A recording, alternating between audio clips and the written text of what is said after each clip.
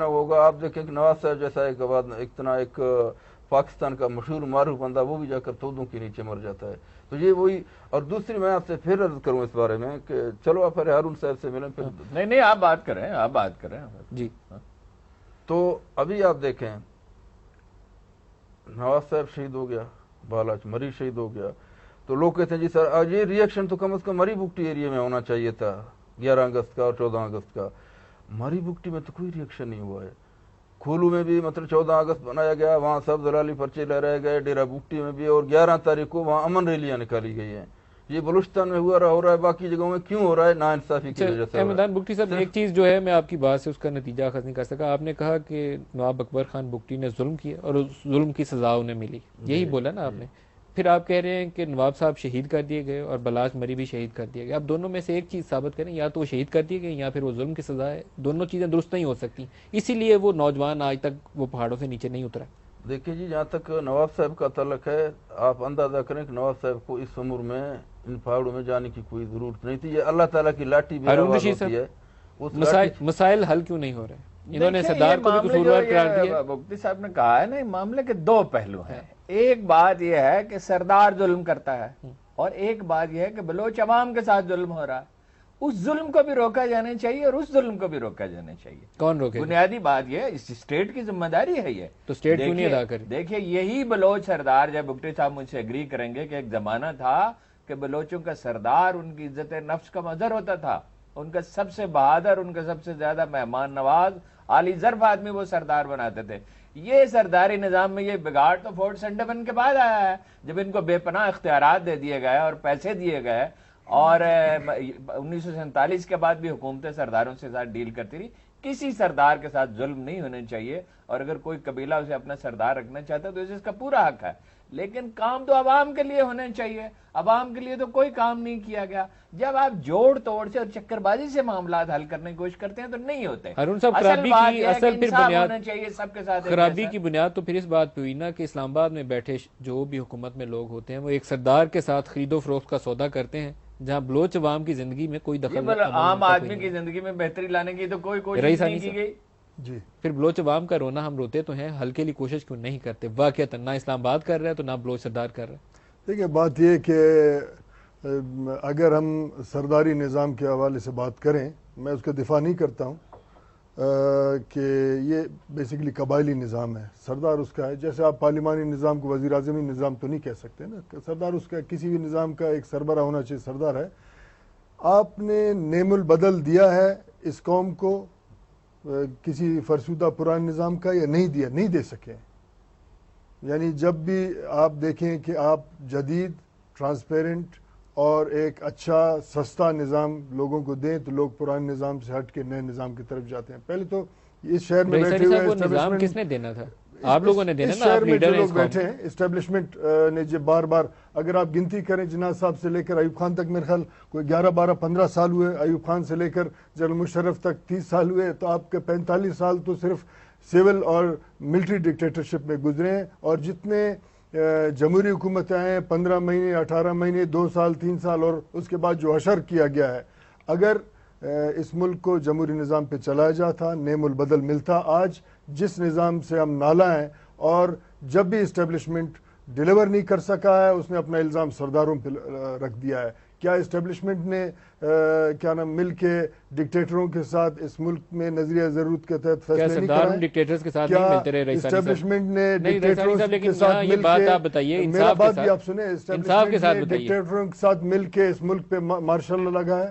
کیا آئین کو سرداروں نے پامال کیا ہے یا ڈکٹیٹروں نے؟ زیادہ جس کا جرم ہے اس کو پہلے سزا ہونا چاہیے. دوسرا بات یہ ہے کہ کیا کسی سردار کو انتظامی اور آئینی اختیارات گورنمنٹ نے دیے ہیں؟ نہیں دیے. ان کے پاس کوئی اختیار نہیں ہے.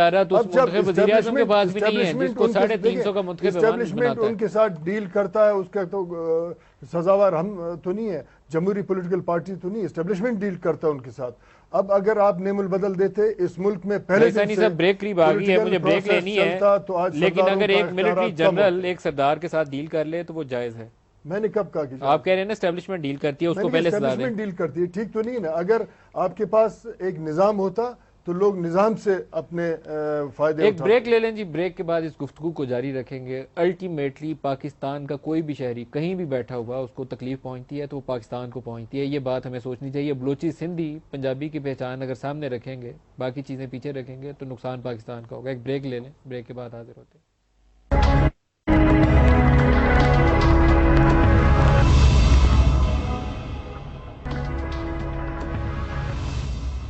پروگرام میں پھر خوش آمدید کہتے ہیں. بلوچستان کے معاملات کے اوپر بات ہو رہی ہے. میر لشکری رئیسانی، احمدان خان بگٹی صاحب اور ہارون الرشید صاحب ہمارے ساتھ ہیں. ہارون الرشید صاحب، آج آپ نے کالم میں بھی آپ نے ذکر کیا ہوا ہے کہ ذرہ برابر بھی ہم عمل نہیں کرتے، صرف باتیں کر کے تو راضی ہو جاتے ہیں کہ ہم نے بہت کچھ کر لیا. یہی تھا نا پورا لب لباب اس کا.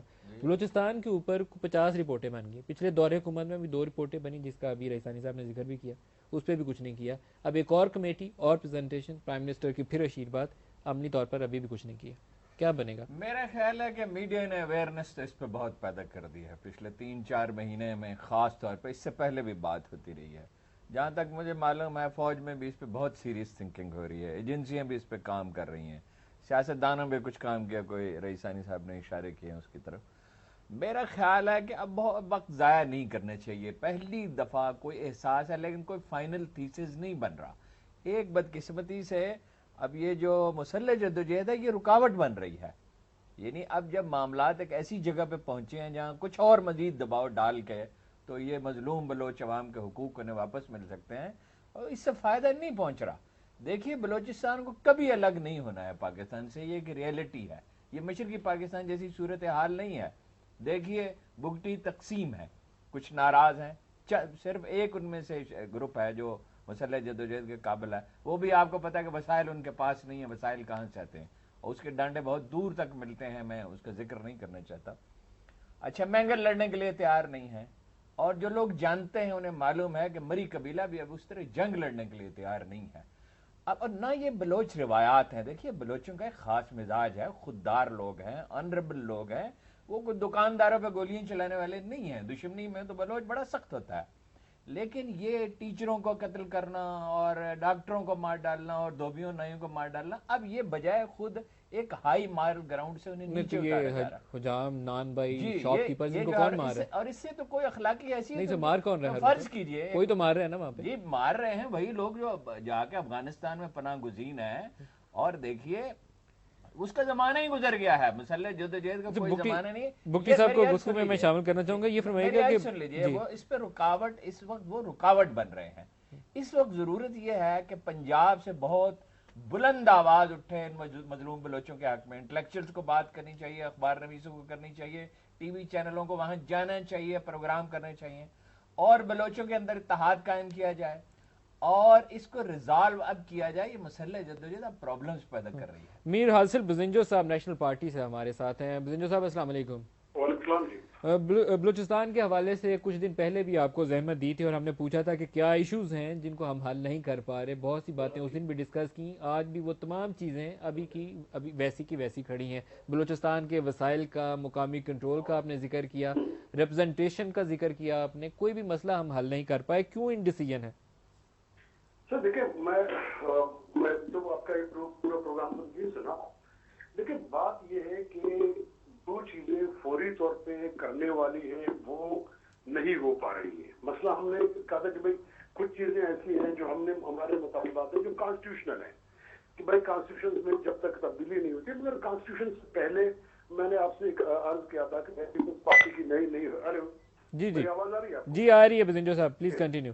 پیپلز پارٹی کی حکومت جب نئی آئی تھی تو انہوں نے تھوڑا سا ایک قدم اٹھایا تھا. انہوں نے بنگلزی صاحب کو رہا کیا تھا، اختر مینگل ریلیز ہو گئے، واحد کمبر سرفیس پہ آ گئے. چلو وہ ٹرائل ہوا، آج بھی جیل میں ہے. تو اس سے ایک تھوڑی سی ایک امید بنی، ایک ایسی صورتحال کہ بھائی چیزیں آگے بڑھ سکتی ہیں.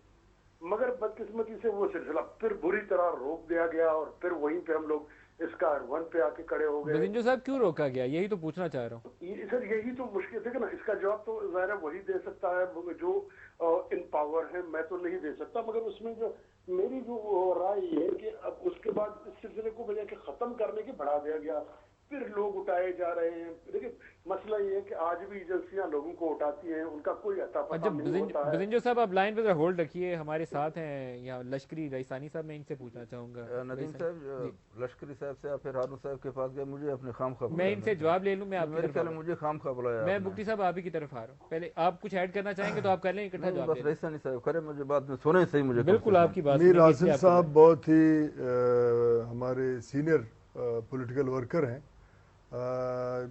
बात कर रहे हैं कि हमने रोका, कोई रोका नहीं। मैंने थोड़ी देर पहले भी कहा कि कल भी हमारे कॉन्स्टिट्यूशन रिफॉर्म का पीपल्स पार्टी के जो सब कमेटी है, प्रेसिडेंट साहब के साथ हम बैठे, हमारे पार्टी को चेयरमैन भी हैं, उनके साथ मीटिंग की है, और जो अमेंडमेंट्स हम ला रहे हैं अपने पार्टी की तरफ से, जो तजावीज़ पेश कर रहे हैं, उन पर बहस हुई। और कल रात प्राइम मिनिस्टर साहब लाहौर से जब वापस आए, उन्होंने, मैं कराची में था, फ़ोन पे बात की और उन्होंने पूछा क्या हो रहा है, किस तरीके से हो रहा है, और उन्होंने कहा कि हमने स्टडी उठाए जाने का वो इल्जाम दे रहे हैं, उसका तो आईनी तरामीम से कोई ताल्लुक नहीं है। आईनी तरामीम के हवाले से उन्होंने कहा रोक दिया गया है। अब इनके पार्टी का डॉक्टर अब्दुल मालिक साहब भी उस कमेटी में है जो आईनी तरामीम के, इनके तजावीज़ अभी तक आए नहीं है, वो भी आने हैं, इंतज़ार हम कर रहे हैं। BNP अवामी की तरफ से भी तजावीज़ नहीं आए। और एक और बात मैं छोटा सा क्लियरेंस देना चाहता हूँ, मीर अहमदान बुक्टी साहब ने कहा कि उनसे पूछा नहीं गया। जो स्पीकर कौमी असम्बली ने जो कमेटी बनाई, उन्होंने पॉलिटिकल पार्टीज़, तमाम पॉलिटिकल पार्टीज़ से नाम मांगे, तो इनके क्यू लीग से इनका ताल्लुक है, क्यू लीग ने अपने बंदे भेजे हैं और वो ये उनके पास जाके अपनी नुमाइंदगी करें। सियासी कारकुनों का या लोगों का अगवा हकीकतन अफसोसनाक है। मैं थोड़ा सा क्लियर करना चाहता हूँ, नहीं होना चाहिए, लेकिन हो रहा है। हमारे गवर्नमेंट ने पहले भी उनको कहा है कि ये ना हो, लेकिन दो राय हैं। एक उन लोगों का भी राय है जिनके अजीज अकारिब कत्ल होते हैं, वो भी चाहते हैं कि उनके कातिल पकड़े जाए। तो अब जब आप तफ्तीश के लिए नहीं उठाएंगे तो क्या करेंगे? पहले इन लोगों को मिसिंग पर्संस का आपने पहले भी कहा, सैकड़ों अगवा हैं, अभी यही चीज बिजंजो साहब ने भी देखें जी, इसमें गुजारिश ये है कि बात तो थोड़ी लंबी है, लेकिन टाइम आपके पास पता नहीं कितना है या नहीं है। ये जो बलूचिस्तान का मसला है, मेरे ख्याल में इसकी सही हल के लिए किसी को एहसास नहीं है, न मरकज़ को है न सूबे को है। नवाब असलम रईसानी साहब ने एक ख़त लिखा था, पूरे जितने हमारे सेनेटर थे, MNA थे, कि भैया बलूचिस्तान के हकूक़ के बारे में मरकज़ में आवाज़ उठाएं। मैंने उस ख़त के जवाब में तहरीरी लिखा था, मैंने कहा जनाब अगर आवाज़ उठाना है तो आप मेहरबानी करके आपके जितने MP हैं, तकरीबन वो सारे मिनिस्टर भी हैं, बलूचिस्तान हाउस तशरीफ लाएँ, जितने MNA और जितने सेनेटर हैं पार्टी के साथ छोड़कर बलूचिस्तान के जितने हैं आप उनको बुलाएं, हम बैठ के मतलब हमारे क्या मसाइल हैं, फौज से बात करना है, वज़ीर आज़म से करना है, सदर से करना है, पंजाब से करना है, मुश्तरका तौर पर जाकर करते हैं जी जो हमारे मसाइल हैं, मेहरबानी करके इनको हल करें। अगर वो हल करें तो ठीक है, या हमारी तसल्ली करें, अगर हमारी तसल्ली भी नहीं करते हैं तो मुश्तरका तौर पर वहाँ रिजाइन दे दें। जवाब क्या मिला बुक्टी साहब? कुछ भी नहीं, बस खामोशी। अच्छा, दूसरी बात यह है कि अभी आप कहते हैं कि ये सिर्फ गायब करना, तो अपनी जगह हासिल भी जो पिछले दफा मेरे साथ थे, उसने कहा जी हमारी ये एक टीम है जो हम इस वक्त बात कर रहे हैं, इसके बाद शायद आपको बात करने वाला भी कोई नहीं मिलेगा। सही कहा उसने, और वहाँ जितना काम किया था मीर गौस बख्श बिजन जो ने किया था, सही किया था। वो कहता है अगर मैं किसी के पास रहना है तो ईरान, अफगानिस्तान वगैरह, हम पाकिस्तान को फर्स्ट प्रायोरिटी देंगे। कायद आज़म लियाकत अली के बाद एक विजन जो दिया था वो जुल्फ़िकार अली भुट्टो और मोहतरमा बेनज़ीर भुट्टो ने दी थी।